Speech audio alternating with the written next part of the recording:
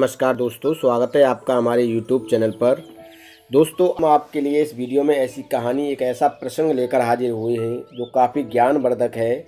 यह कहानी एक किसान की है, किसान के परिवार की है, जो आपको आपके जीवन में काफ़ी प्रेरणा देगी, आपको आपके जीवन में काफ़ी कुछ सिखा कर जाएगी। प्रिय दर्शकों, ये कोई कहानी हमारी मनगढ़ंत कहानियाँ नहीं हैं। ये कहानियाँ वेद पुराण, शास्त्र और ग्रंथों से ली जाती हैं। इसलिए आप इन कहानियों पर यकीन करना सीखिए। अगर आप इन कहानियों पर यकीन करेंगे तो आपका जीवन एक दिन निश्चय ही सुखमयी हो जाएगा। प्रिय दर्शकों, अगर आप हमारे YouTube चैनल पर नए दर्शक बनकर आए हैं तो आप हमारे YouTube चैनल को सब्सक्राइब कीजिए, बेल आइकन को प्रेस कीजिए ताकि आने वाली वीडियो का नोटिफिकेशन सबसे पहले आपको मिले और आप इसका भरपूर फ़ायदा उठा सकें।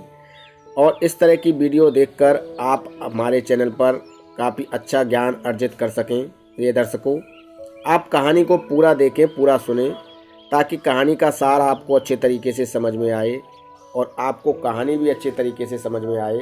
और इस तरह की कहानियों से आप अपने जीवन में एक नया बदलाव ला सकें, एक नया सवेरा आप अपने जीवन में ला सकें। प्रिय दर्शकों, प्राचीन समय की बात है। प्राचीन समय में एक किसान हुआ करते थे और वो काफ़ी खुशहाल किसान थे, काफ़ी मेहनत करते थे। उनके पास काफ़ी गायें भी थीं और उनके 2 पुत्र थे और उनकी एक पत्नी थी। उन्हें अपने जीवन से कभी कोई शिकायत नहीं थी। उनका जीवन काफ़ी सुखमयी था। उनके जीवन में कभी कोई संकट नहीं आया था। उनके जीवन में कभी कोई दुख नाम की चीज़ नहीं आई थी।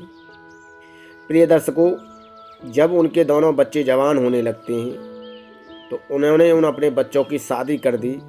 वो किसान अपने बच्चों की शादी कर देता है और अपने घर में 2 बहुएं ले आता है। प्रिय दर्शकों,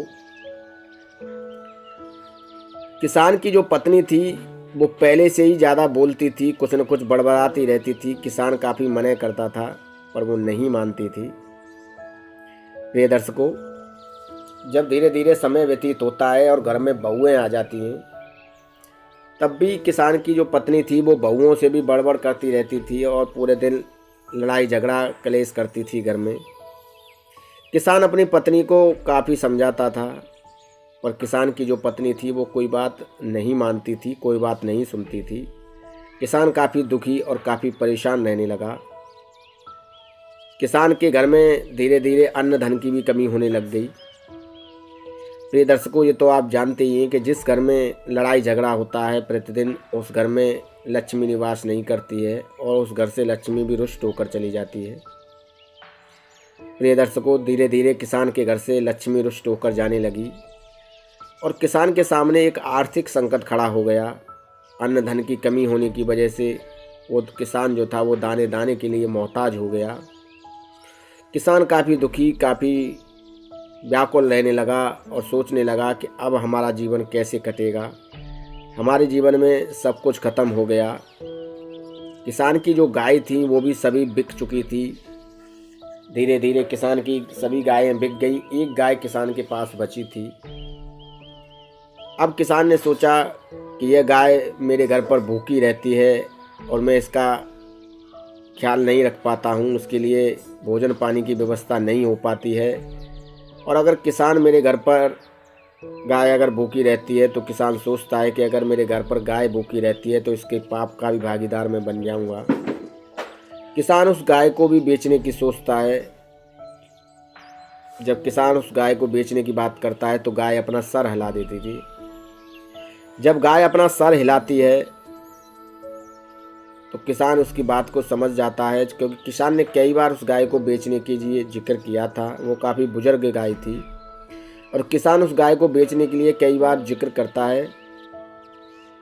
गाय बार बार सर हिला देती है तो किसान उस गाय से पूछता है, हे गौ माता, अब मेरी आर्थिक स्थिति काफ़ी ख़राब हो चुकी है। मेरे पास अन्न धन की काफ़ी कमी है। मैं अपने परिवार व अपने लिए भोजन एकत्रित नहीं कर पाता हूँ, तो तुम्हारे लिए भोजन कहाँ से लाऊंगा? और अगर तुम मेरे घर पर भूखी रहोगी तो तुम्हारे पाप का भी भागीदार मैं बन जाऊंगा।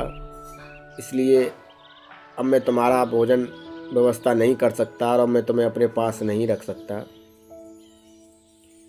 प्रिय दर्शकों, गौ माता उस किसान से कहती हैं कि सुनो किसान, मुझे बेचने से तुम्हारा आर्थिक संकट खत्म नहीं होगा। तुम्हारे आर्थिक संकट की वजह है तुम्हारी पत्नी। प्रिय दर्शकों, गौ माता 4 बातें ऐसी किसान को बताती हैं। पहली बात गौ माता बताती हैं कि अगर तुम्हारी पत्नी चुप रहती हैं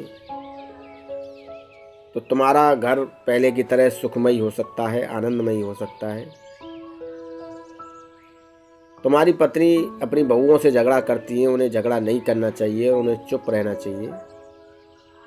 प्रिय दर्शकों, जो किसान की पत्नी थी, जब समय धीरे धीरे व्यतीत होता है तो उनकी आवाज़ चली जाती है और वो बोलना बंद कर देती हैं।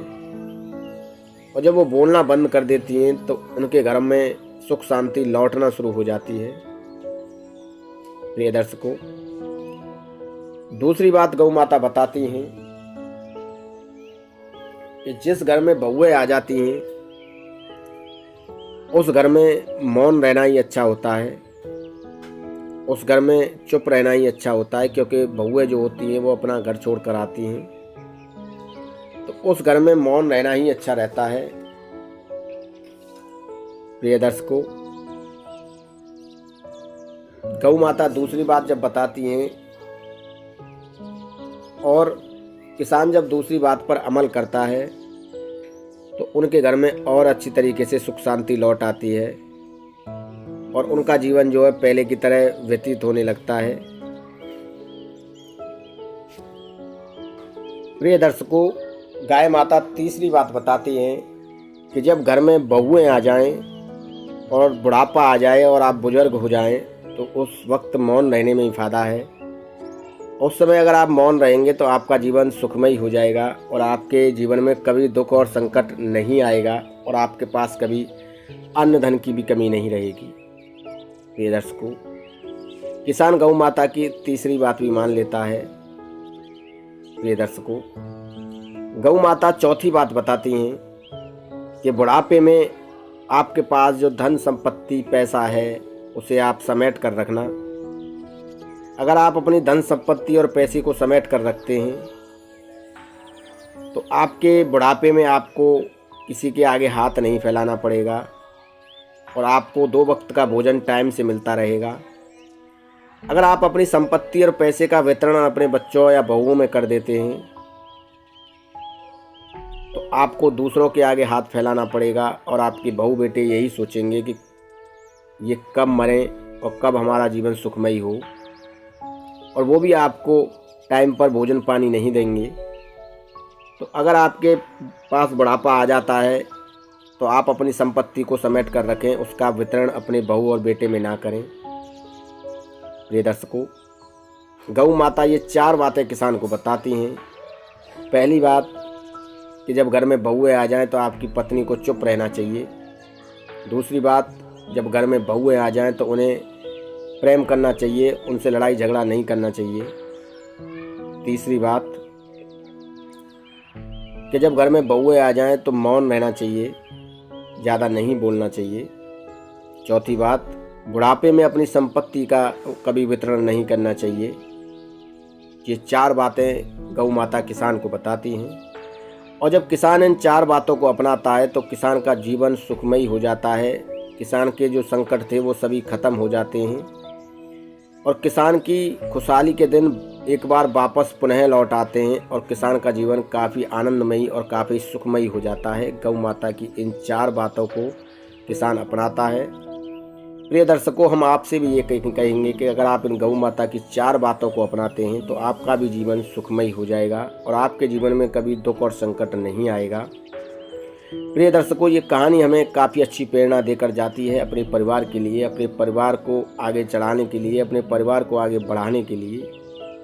प्रिय दर्शकों, हमें अपने घर परिवार में कभी लड़ाई झगड़ा नहीं रखना चाहिए। अगर हम लड़ाई झगड़ा रखते हैं तो हमारे घर से लक्ष्मी रुष्ट हो जाती हैं, क्योंकि जिस घर में लड़ाई झगड़ा रहता है उस घर में कभी लक्ष्मी निवास नहीं करती हैं।